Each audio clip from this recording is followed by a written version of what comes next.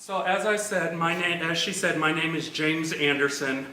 I do suffer from cerebral palsy. Just to give a little history, any type of disability, regardless, unless it's like AIDS or something like that, is especially when it happens from birth, and cerebral palsy has mental illness that goes along with it. There are always varying degrees of mental illness. You have the span from like mine. The way give a little background, the way the cerebral palsy came around with me is the umbilical cord wrapped around the neck while in the mother's womb. When that happens, it cuts off oxygen to your brain.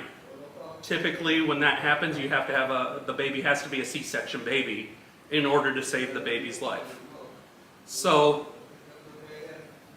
as I said, there are varying degrees in mental illness. Learning disorders, social disorders, whatever the case may be, there are always varying degrees within that. Going into the prison for over 10 years like I did, you see a lot. I mean, you see fights, you see arguments, you see stabbings, everything under the sun that you could see goes on. And I feel for a lot of the inmates in there, because although my prison ministry director says that the statistics of those that are in there when they say they're innocent is very low, I don't buy that. I know there are a lot more in there that are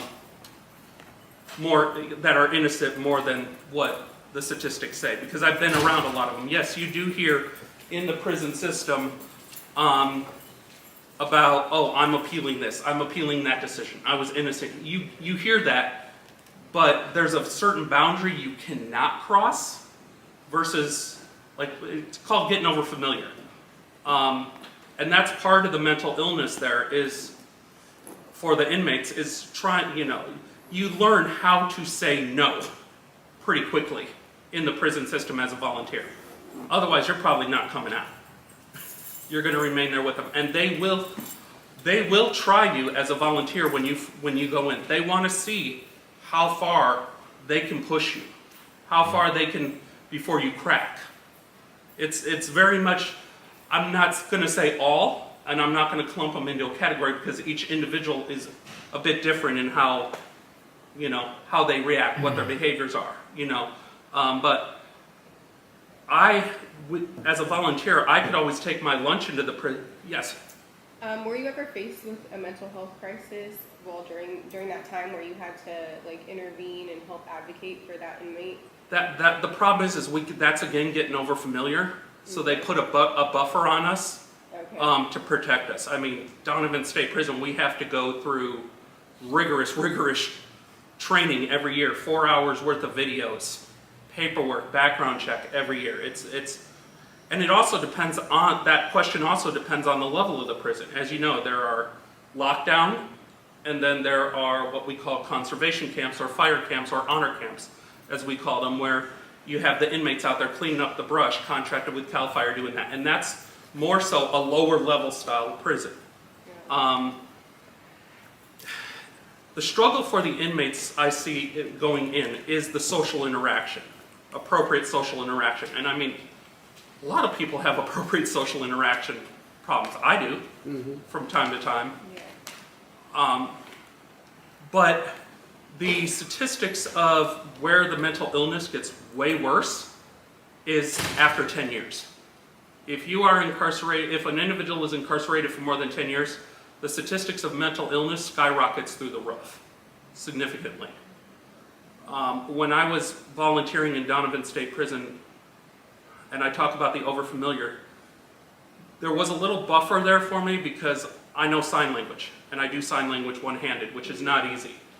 And I interpreted for a deaf inmate in Donovan State Prison.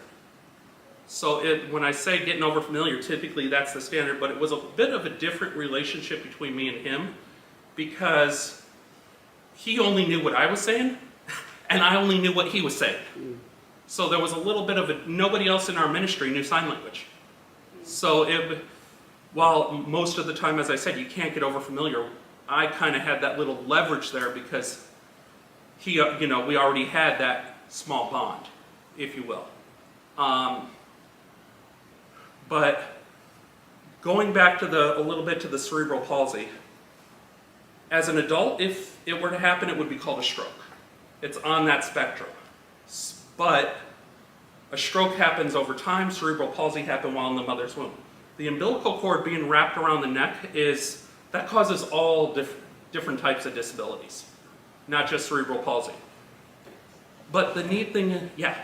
My son, he was born with a rare disease called Hirschsprung's, which caused his mental illness, brain damage actually. And another thing that happened was at birth, the cord was wrapped around his neck. The umbilical cord it as would well. have snapped if I didn't listen to them when they said stop pushing right in the middle of Yeah. contraction. I wanted to push. You have this urge to push. Well, you want the baby out. Against it. Right, you want the right, that part. Yeah. So the cramps will stop, you know what I mean? Yeah. So I stopped pushing just in time, or his neck would have snapped. So.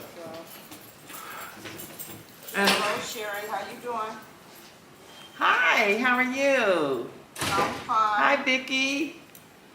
I'm doing okay. I'm fine. I just got you guys link off my email. Oh, okay. I'm so glad you joined us. Okay. We want you to introduce yourself. Is it just you there right now?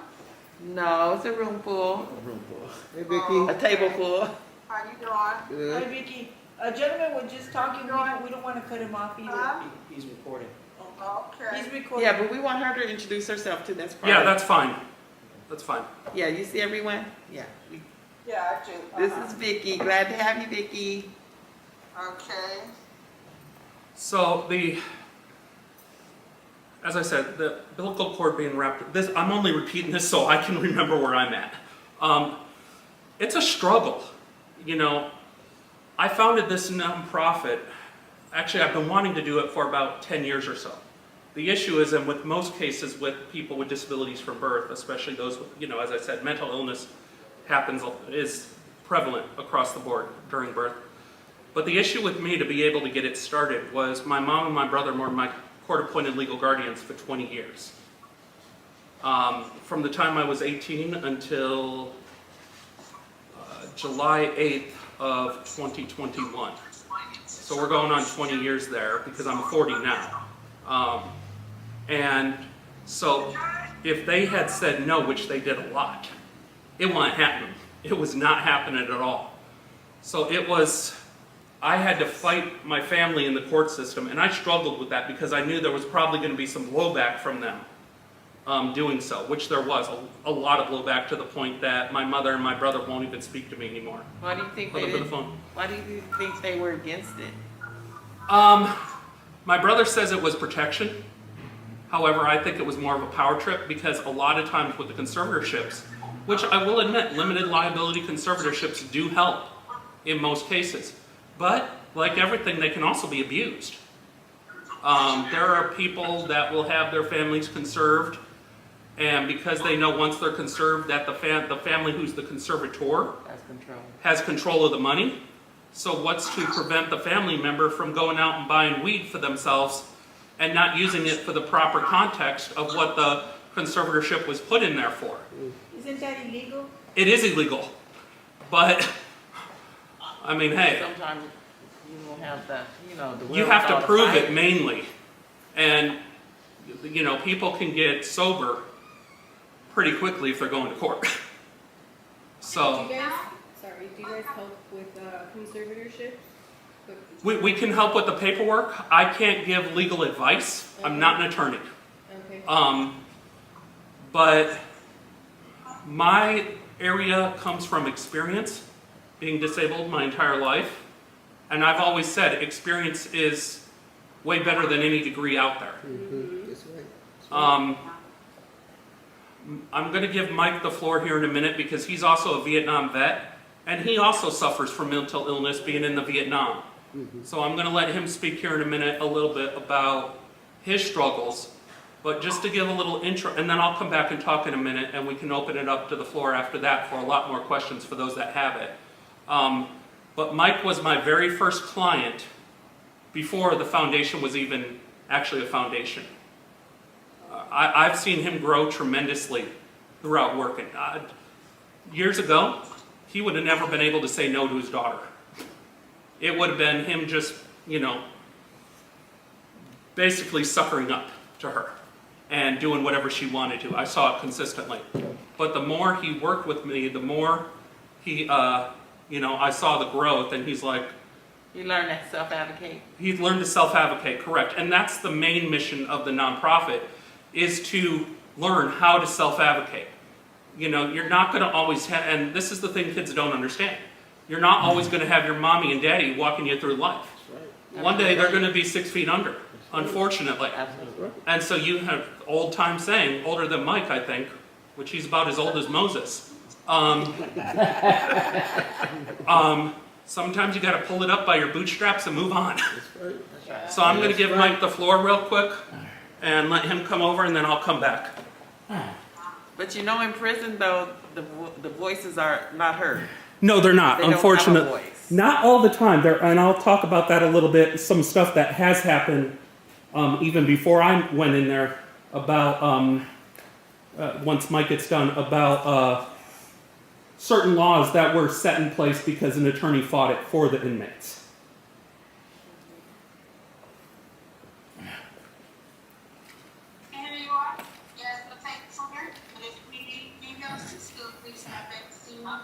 Hi, my name is Michael, and I'm the Vice President of James Cerebral Palsy Foundation. My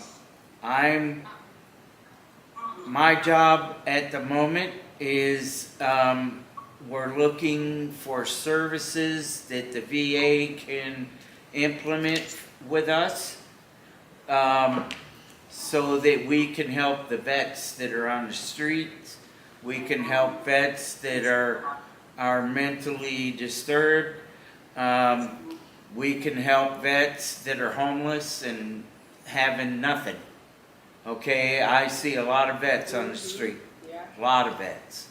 And some of them that I've talked with don't want help. They just plain and simply refuse it. And But they don't trust anyone. They don't trust that they're really getting real absolutely. help. Well, I can tell you that with my experience in it, it's because they've been lied to so many times by the ones that are supposed to be helping them. That's right. And can't get anywhere. Right. Appointments. Trying to get an appointment is like pulling hen's teeth. Yeah. You know, and it's like people like myself that suffer from PTSD. I don't have a real bad case of it, but it's bad enough because I have insomnia with it, and That's a big my symptom. sleep patterns are sometimes I get 3 hours of sleep, sometimes I get 4. Sometimes I get 8. It just depends. That's a big sign though for mental illness. Sleeplessness. People Absolutely. can't sleep. They need help to Absolutely. sleep. Or they sleep too much. And Right. It's the wrong times. I'm trying to get the VA to partner with us so that we can teach these people how to advocate for themselves, what they need to know and how they need to know it.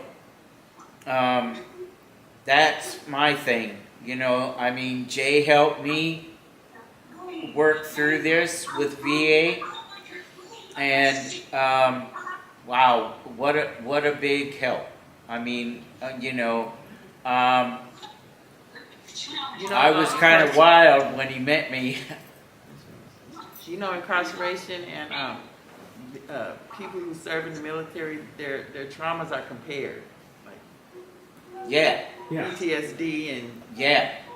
Well, PTSD can be, trauma induced. Yeah, have them mute their mics. Yeah, have them mute themselves. Have them Can mute. everyone mute your mics until you're ready to speak, please? Thank you. PTSD can be from an abusive marriage. Right. Okay, it doesn't necessarily have to be, how to say this, it doesn't necessarily have to be physical, Physical. Right. Right. but verbal. Man, more I'm intense. telling you, I'd rather it be physical, because the words that come out of somebody's They stick mouth, with you.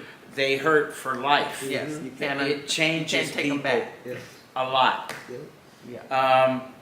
It could be an auto accident that they were in that causes the trauma and causes them to have PTSD. There's a lot of different reasons for it. And I haven't quite let go of the VA yet because of the fact that they're equipped to help with PTSD. They know it. Right. Okay, They owe it. It's pretty common. Some of these other places, other hospitals, other places that you would go, they're not equipped to handle PTSD. They're just not. Sure. And so that's when I come up with, hey, let's get connected. Let's get you signed up for benefits so that you can start going and doing the things that you need to do with yourself. Getting your Because therapy right. if you're off balance, okay, you're not going to be equipped to do the things that you need to do for yourself. And so this homeless problem, they're going about it the wrong way. And everybody and their mother knows it. Okay? But it has to start with getting away or treating the symptoms that they have. Right. Whether it be addiction, Right. or whether it be a mental issue, or whether it be a physical. Okay, instead of, well, here's a place to live, and that's it. Yeah, it's not enough. That doesn't help. No. Yeah.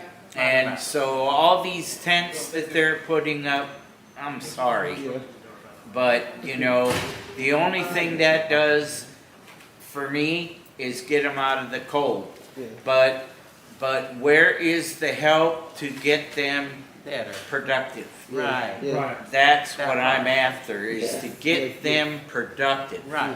It takes And treatment. so,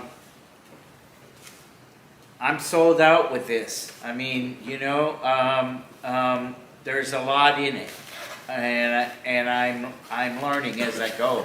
Absolutely. There's always a different story. We all have a story. Always. And, well, we're out to help that, and hopefully we can reach out to these people. I know I've gone out in the streets and talked to them. Some of them don't want to. I've been threatened with my life a couple times. You know, somebody pulled a knife on me, and whoa, you know, that's pretty scary. But nevertheless, I still keep doing it Yeah, we have to help one another. because I want to help them, Yes. and I can't help somebody that don't want it. That's right. Yeah. Okay, and I can tell you that even God, if you put him in it, can't help them either because of the anger or the frustration. They hang on to this stuff. Yeah. And how can you help that? It's like trying to reason with a drunk. Can't. Right. And so that's my part of this. Thank you very much. Thank you. Thank you. Thank you for coming.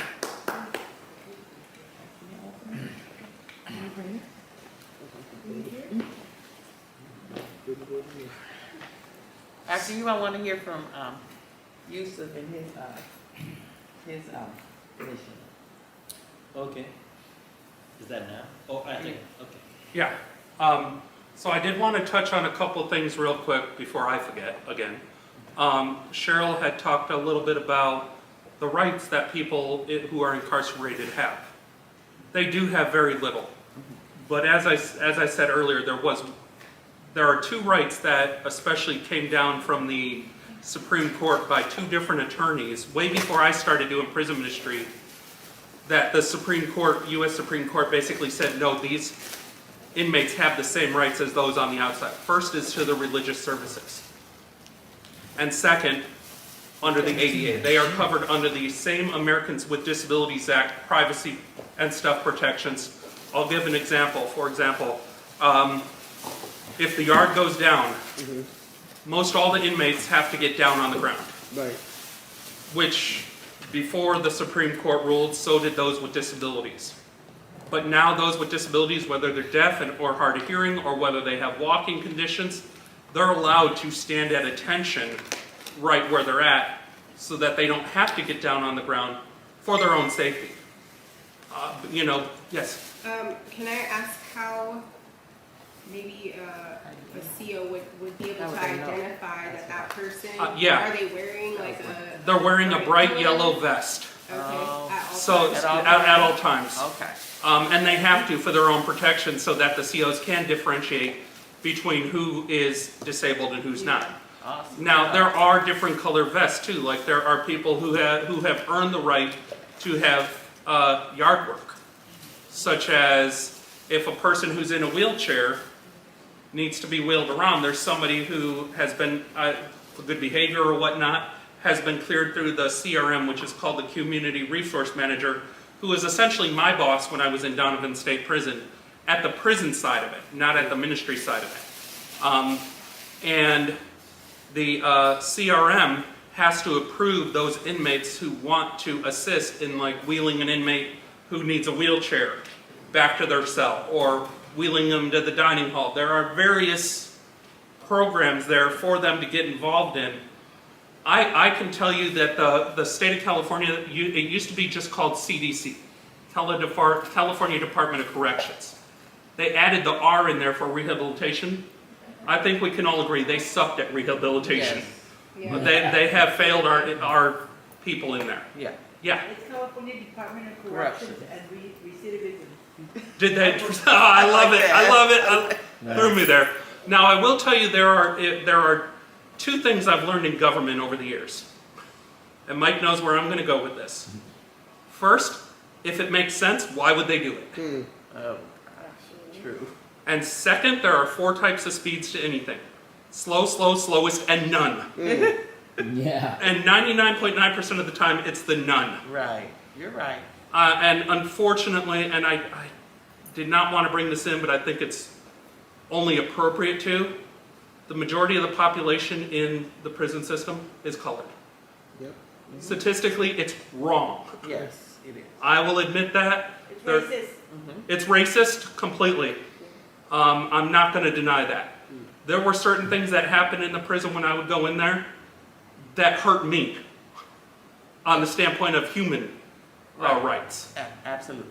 I'd have COs that would walk up to me and say, "Why would you come in here? They're the scum of the earth. They've always deserved to be there." I'd have individuals, COs, come up to me with that type of attitude.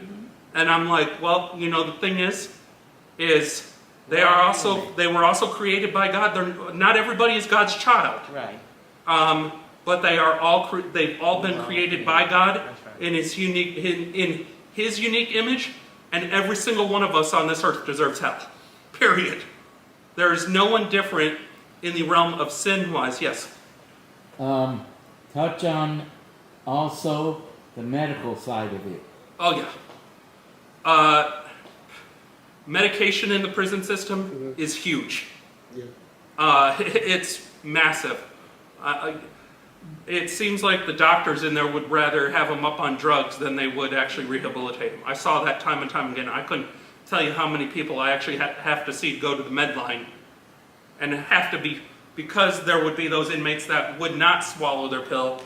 The CO would have to be there, check and make sure they swallowed it, look under the tongue, cheek side, various things. But, for crime, if you're going to just drug them up, throw them in a mental institution. I hate to say that, because as a kid, I was in one, yes. There's also the side that they do not medicate who they're supposed to. Correct, they let medicate the them wrong in there people. and rotting their cells, acting crazy, and also just in my experience, because of my son, he suffers from schizophrenia, and he's been in the prison system since he is 27 years now. And the state hospitals are corrupt too. They're ruthless, yes. Yes. I mean, if you think about the angriest person in the Bible, who would it be? Ruth. She was ruthless. Horrible joke, That's a joke. dad joke. It was on the tongue at the time. Yes, it was. But the other area that I wanted to touch on, and I wanted to touch on Mike a little bit, because he didn't explain a lot of what went on when he was just my client. He talked about how I helped him in the VA system. In any government system, you have to go to the top. You have to go as high as you can go to get something done. He tried going to his doctor, getting services continuously, religiously. His doctor would never call him back. Very rarely actually did he. His doctor would he wanted a handicap placard. And he can barely walk. His doctor said no. So when I got involved, I can tell you that as soon as I started getting to the director's office, as soon as I started helping him write up a complaint to the director of the VA in DC, the highest of high-ups, the Attorney General of the VA, stuff started getting done. His doctor called him 5 times in what, one day, Mike, was it? No, it was 5 times in a week. In a week. Once a day for 5 days straight. And he was like, whoa, that's never happened before. So it's not only helping people with mental illness, people with disabilities, learn how to advocate for themselves, it's helping them learn how to navigate the system. Because the system is difficult to navigate if you don't know how to navigate it. True. You can't advocate for yourself if you don't know how to advocate for yourself. One of my biggest sayings is you don't know what you don't know. That's right. If you don't know how to navigate the system, how can you navigate the system? Right. But for those that can't navigate the system or will never be able to navigate the system, and I think that would be a very select few, we are still going to be there to help them in their process. We as a board right now, we have no volunteers. It's just the board. Not a single one of us takes a dime from the nonprofit. We have pretty much zero to no income. We don't charge for the services because we also know that those that the realm of where we're assisting are also in a fixed income. I'm not going to charge somebody deliberately for service when they're on a fixed income. Especially in the state of California. That's not happening. So we go strictly based upon donation or grant money. But I know there was some other stuff that was going to go on, right, Cheryl? You wanted the brother here Yes. to talk a little bit? Talk about Yeah. what he does in our community and how he helps the people. Yeah. Okay. Go ahead. All right. I'm Yusef Miller. Like I said, I'm with the North County Equity and Justice. Well, I thought that was just for those guys. That's fine. I can just be here. Yeah, it's fine. Okay. So I'm Yusef Miller. I'm with the North County Equity and Justice Coalition. And thank you for your service, brother. I'm also a veteran. And the reason why I'm here today for Treat Me, Don't Mistreat Me is because of the work we've been doing with the in-custody death rate. Oh, should I stand there for those guys? Cutting off, I can't hear either. Yeah, Cheryl, what problem with the connectivity? We're having a problem here. I can send you the video later on, Cheryl. Okay. If you want me. If you're So, okay with me putting it on you. Yeah, or go I over don't there. mind. I don't mind. I just didn't want to, Yeah. just jump into your video. No, that's fine.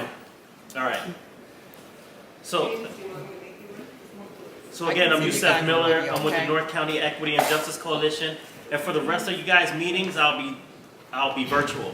I came all the way from Escondido. Oh, okay. And I wanted to come here so I can meet you guys and also show you that we are fighting the same fight. Right. We've been doing Saving Lives in Custody campaign since 2020. And there's a lot of mental health issues in custody death. There's a lot of medication and neglected medication and classifying people in custody deaths, and all of those things are tied in and they're related. So when I saw this group, which I was invited to one of the press conferences by Cheryl to come and stand with Treat Me, Don't Mistreat Me, I wanted to make sure that we're all on the same page and we attend each other's meetings. So for example, my meeting is the second Saturday of every month at 4 p.m. and it's always virtual. So I'll send Cheryl the link and you guys can come on in and just stand by and listen. You don't have to say anything necessarily. The families who have lost loved ones in custody, they are on the call. And this particular meeting, we're strategizing for our meeting with the new sheriff so that we can get her to advance some reforms in the jails. Is that tomorrow?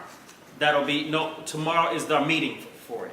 Yeah, so a lot of the families who have lost loved ones will be there, probably about 7 families that have lost loved ones, representing their loved ones. And I can send the link out to everyone here. all right, thank you.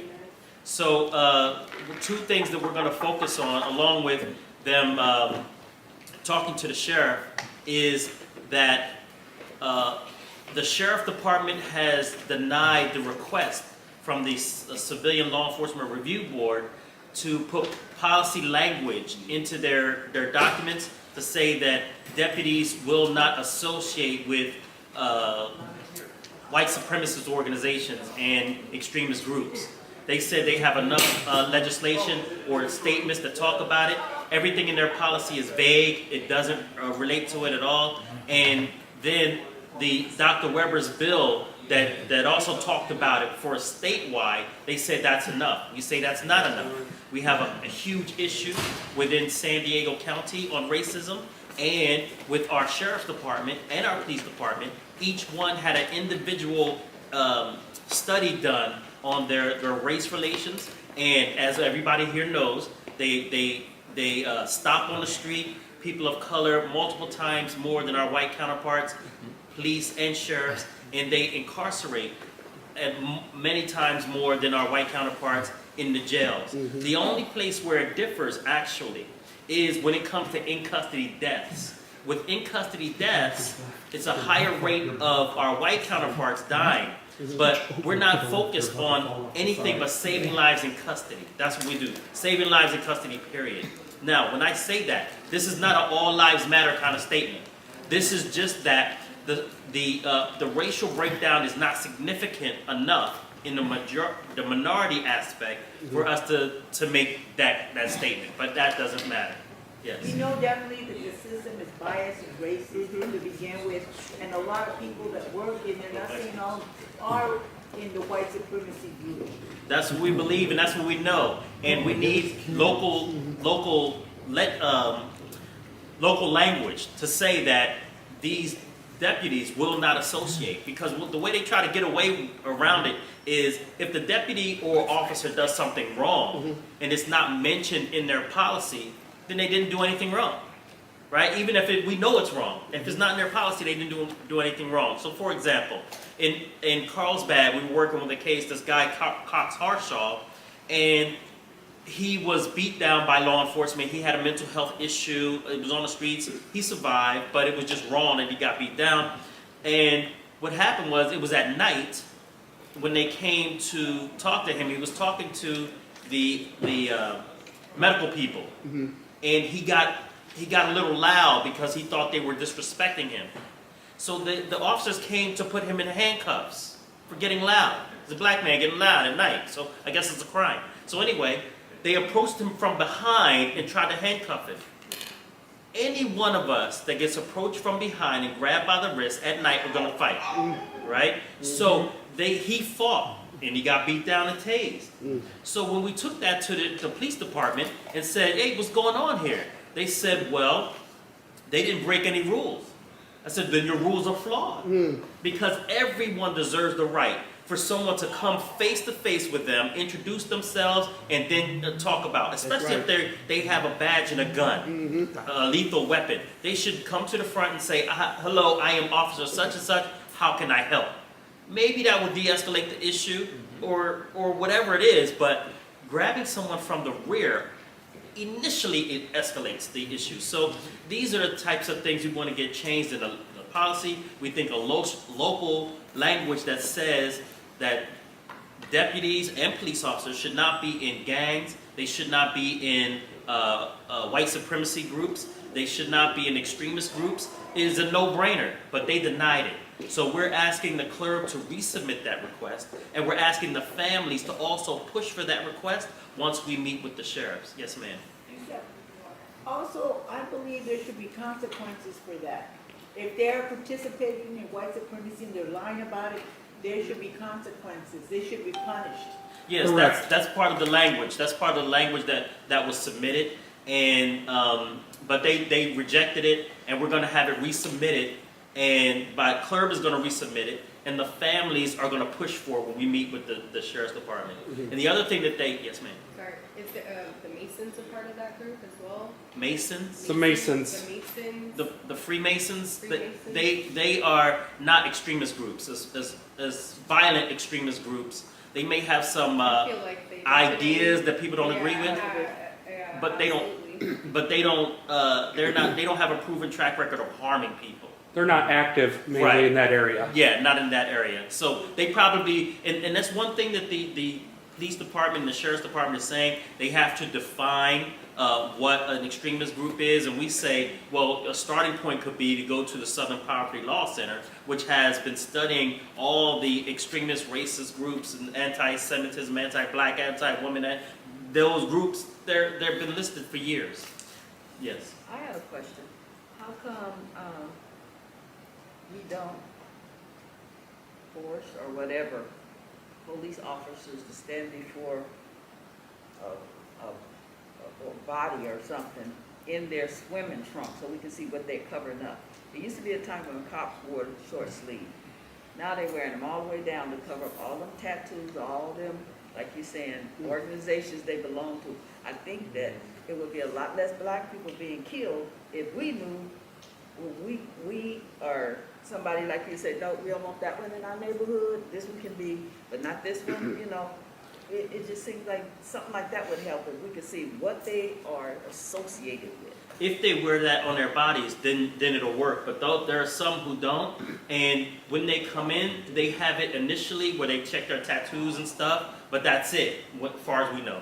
When they come in, they check their tattoos.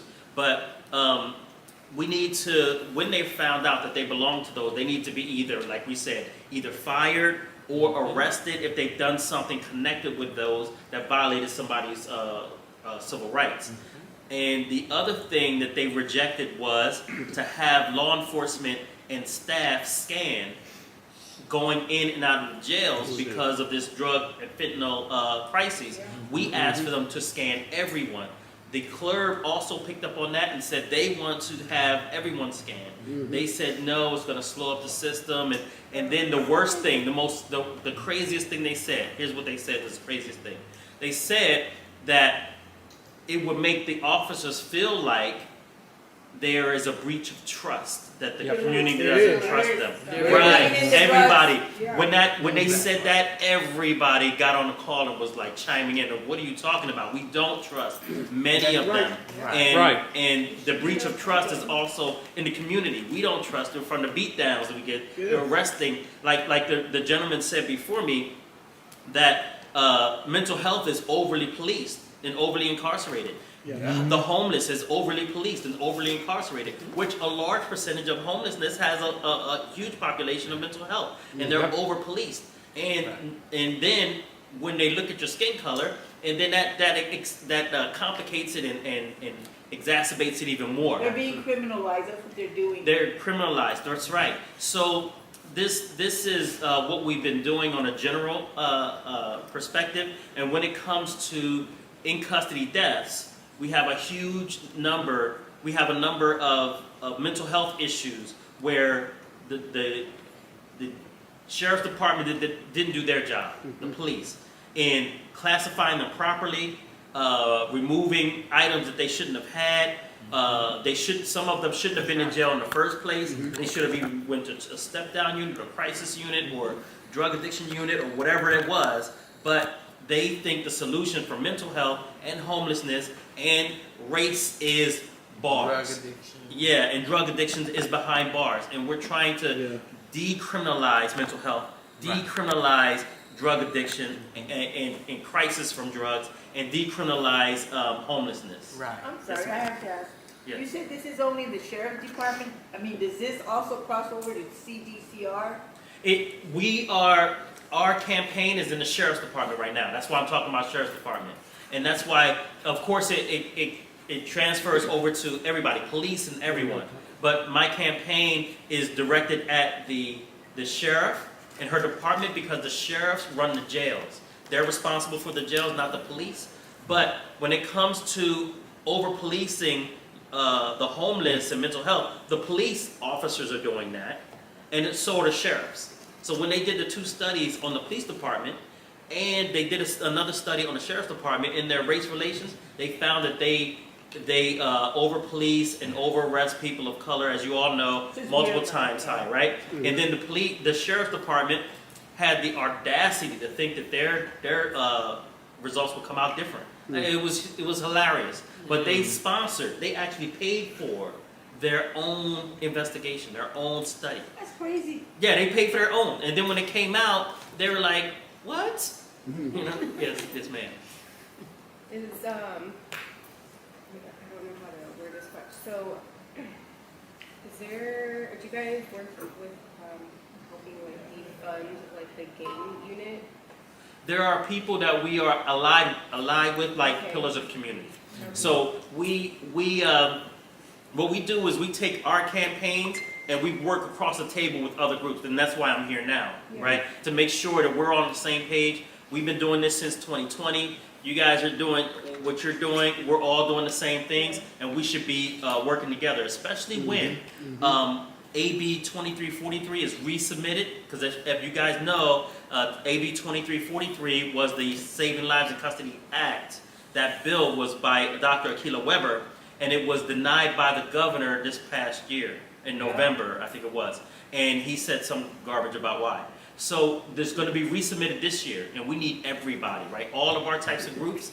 And at the same time, harking back to the gentleman before me, there is a lawsuit, class action lawsuit going on, which is separate, that we're also part of, that has suing the jails for not being ADA compliant, not for racism in the jail, hygiene, and all these other basic things that should be covered in the jail. And I think it's like Title 15 or something like that, that should be covered in the jails. So that lawsuit has a lot of people's names in it who have been affected by it in San Diego County, even though the law firm is out of San Francisco. But they're working with us here, and we have the families going to these court hearings for this class action lawsuit. It's not for money, it's for reform. So while this reform class action lawsuit is going on, at the same time we have this bill coming out that was last year that's going for reform as well, and we all need to push because it's statewide. Even though the grant is started here in San Diego County, but it's for a statewide change. So that way it takes all of us. And So yes. what can we do to help? Yes. What you could do to help is, once that bill hits the street again, we have to mobilize the community. We have to do writing campaigns. We have to talk to our board of supervisors, everybody to support it going up. And there was no problem. Actually, it went through the House, it went through the Senate. Once it got the State House and State Senate, once it got to the governor, his crazy self denied it. And we were so disappointed. We thought it would sell through him too. So whatever it is, kickback or whatever he got for that, right? But we're going to put it in this year, and we need everyone. I thought that it had, because you know AB 1630 got killed in the Senate.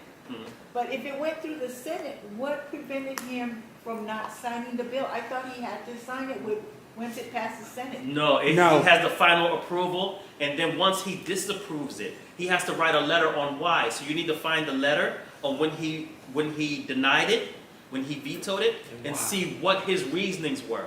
We don't accept his reasonings. So we don't know what the reasons are, the letter? You mean for ours, 2343? Yes.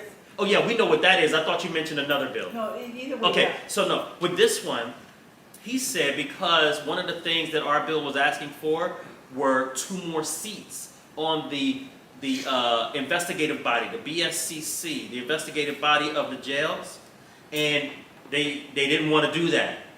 So we said, look, whether it's money or whether it's position or whatever, every life that's lost is worth those 2 seats. All the lives that have been lost were worth those 2 seats. And every life that will be lost in the future, hopefully it's 0, but that's not realistic, will be worth those 2 seats. And we're going to bring it up every single time that life was lost because of those 2 seats. And what 2 seats were we asking for?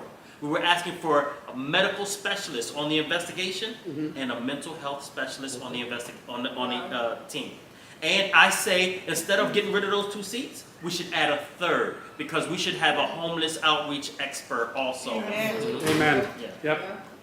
So those are the things that we're doing lately, and of course things just evolve. And I know you guys have a bill too that you guys have been working on, and we need to push. Everybody needs to push on the same momentum, because here in San Diego, when it comes, the bills hit the streets again. What we're going to need to do is we're going to have to do rallies. We're going to have to do press conferences. We're going to have to go to board supervisors. We're going to have write-in campaigns to our senators and all that kind of stuff, and get it up. It seems like your bill probably sailed through too and was done by the governor, but we need to push it so that we can make sure 2023, both of our bills get implemented. And then, my bill wasn't our bill. I didn't do it, right? Our bill was not comprehensive. There are some things missing, and we need to put other bills to complement that to make sure that we get those loose ends. And I'm sure it's the same thing with the bills you guys have been working on. So we need to work on further bills that gonna pick up the loose ends of the bills that were already put.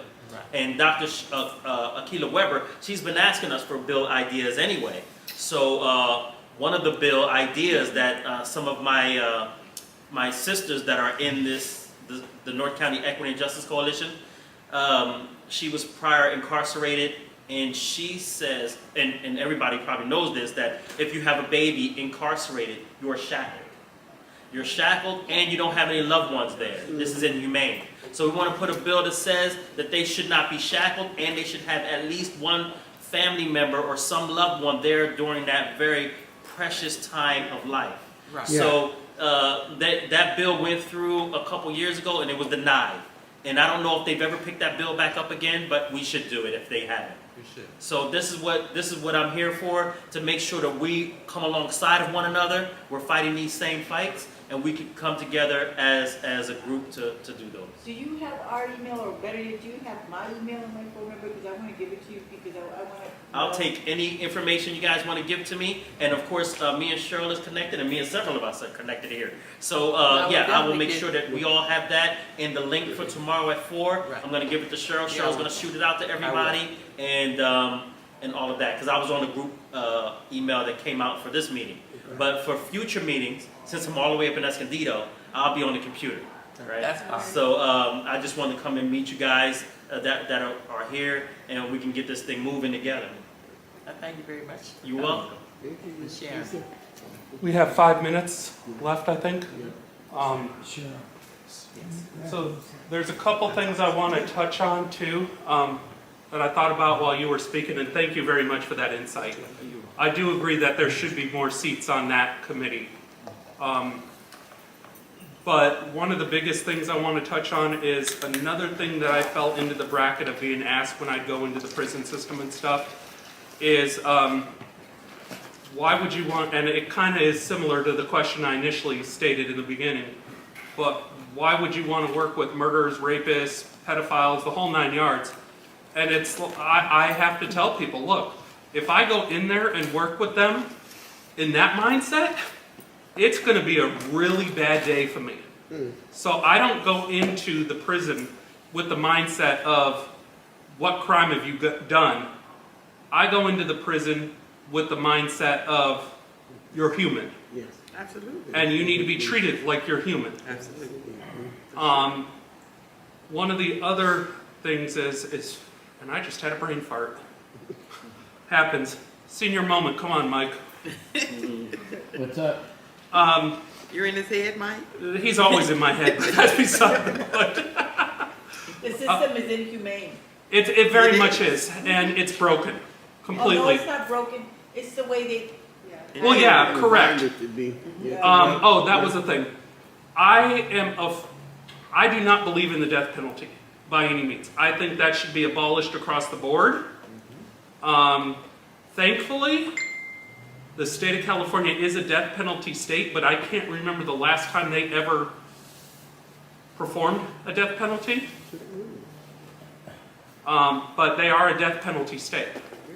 Yes, as far as I understand from the research I've done and the people I've talked to, they are a death penalty state. Tookie Williams. Yeah, when was that true? Yeah, it's been a long time since they've actually put somebody to death. But I would rather have the person have life in prison before they would ever have death penalty. You know, it is a strain on the financial aspect, granted. But And at too least many they of them have a find life out to they're- live. Too many of them they find out are innocent after they. Yeah. Right, that's the other bad part of it too. Right. My friend of mine from, yes, I've been in court lots and lots of times because, well, you know, because I have 2 grown-up daughters that are bipolar. They've got problems. They've got issues. The system says that it is very important that people that suffer from this kind of mental disorder, that it's very important for them to have some kind of therapy, right. and we can't get it. No, and the fact of the matter is the prison system is a business. Yep. That's the way it's treated. It is an actual business. One of the biggest businesses. And the humans Yeah. are the hamburger buns. Pretty much, with no cheese in the middle. But the thing about, you brought up earlier, brother, about the aspect of about the officers and stuff and what they're doing. The other issue is that the main buck stops with the judge. And our system is supposed to not have is supposed to be bipartial. It's supposed to be independent to make a proper decision. The problem is politically, we have so many people, so many politicians, so many judges that have already made their mind up before it even hits the court system Yep. on the person. Yep. Because, you know, the judge reads over the brief Yep. before it even ever hits, before they're ever in front of the bench. So the judge has already made his mind up. Very few judges, will I say, are bipartial in Well, that they- area. They say Very it all few. the, they do. They say it all the time in court because I've been there enough to know this. That we understand the system is broken, Yep. but it's the law and we got to abide by That's it. what they say. Well, there's 2 different type of laws here. There's the physical law, and then there's the spirit of the law. I'm not saying in every circumstance we should be living by the spirit of the law, but there have been a number of times where the spirit of law should have been applied where the physical law was. I would love to see prison reform. I completely would. I don't agree with letting every single person out like Newsom wants to do, but because I do believe if you legitimately committed the crime, you at least serve your time. But I'm also a believer in 2nd, 3rd, 4th, 5th chances. Even for those that have, you know, committed serious crimes such as child pedophilia or whatever the case may be. I am a firm believer in more than one chance. And the reason I'm a firm believer in that is because God's a firm believer in that. And if we were all created by Him, we should all have that same opportunity to have that second chance. I mean, there are guys in there that I've met that, to be honest, I feel safer behind those walls than I do out here. Well, Okay. You know? Yeah, that's true. Back there, the green wall is alive and active. You know what the green wall is, don't you? A rogue gang of correctional officers that are set up people and do all kinds of stuff. Right. It's been known. Well, there's a lot of politics definitely being played behind the walls. A lot. But the other thing too of it is the fact that, I'll be honest, there are legitimately COs in there that do care about their job. I've met a number of them in Donovan State Prison. It's few, but I've met a number of them in there who are believers. Mm-hmm. I've met a number of them who are, surprisingly enough, are rejoicing. They treat the inmates as if they were family. I'm not joking. I've seen it. It's rare, Yep. you know, Yep. but Mike can vouch for me on that. I've seen it. Yep. What was the one guy's name going in there, Mike? Hector? I forget his last I think name. so, Hector. Yeah, he was a CO. Yeah. I looked for, there was one named Hector and there was one, I don't know his first name, Mr. Johnson is what I called him. Both two of the nicest COs you would have ever met. Care deeply about what they do. So I can't put all the COs in a basket and say that they're all corrupt. Yeah, you can't do that, but. But majority- it does feel it. And a lot of times, the majority overrules and takes over the ones who try to be fair or see things differently. Correct. Or see, people as people first. Yeah. And then try to apply the prison regulations or rules or whatever. Well, and the other part of the problem with the system is as you know, there's different gangs within the prison system. You have the black gang, you have the Hispanic gang, you have the Crips, you have the Bloods, all that stuff going on in there. And as a fresh prisoner going in, you're going to have to pick a side. If you're a white dude and you pick the black side, You're in the trouble. whites are going to hate you. The Mexicans are going to hate you. If you're a black dude and you pick, you get what I'm getting at. Yeah. It's just that way.